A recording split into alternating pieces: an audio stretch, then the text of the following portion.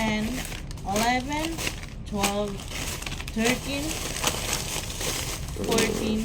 Guys, morning, welcome back to my channel.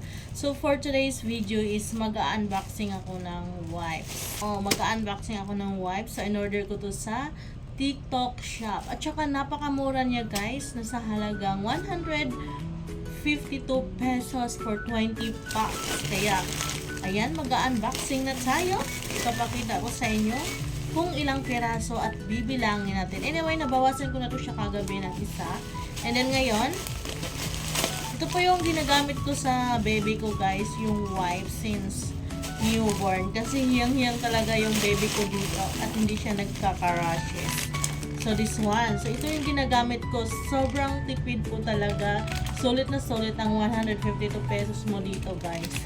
So ito po yung in-order ko sa online. So within 1 month bago ito maubos, so diba, napakamura. 152 pesos, isang buwan ko na siyang ginagamit. So ito 1, 2, 3, 4, 5, 6, 7, 8, 9, 10, 11, 12, 13, 14, 15, 16, 17, 18, 19, 20. Wow, 21 pesos may palibre siyang isa. So, ito na nga guys, napakadami ng wipes ko. So, for 152 pesos lang siya. Napakamura lang at hindi talaga magra-rashes yung baby nyo dito guys. So, ito na nga.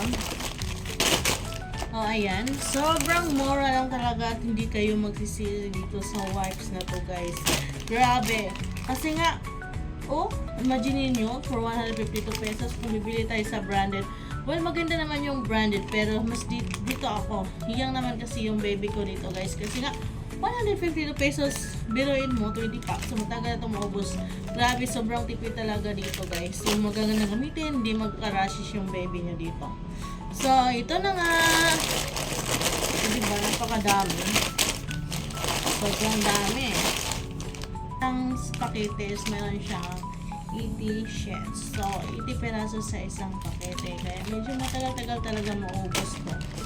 So, yes. So, hanggang dito na lang po ako sa aking pag-unbox. Dito na lang po ako sa aking pag-unbox, guys. So, sobrang dami. Napakadami talaga.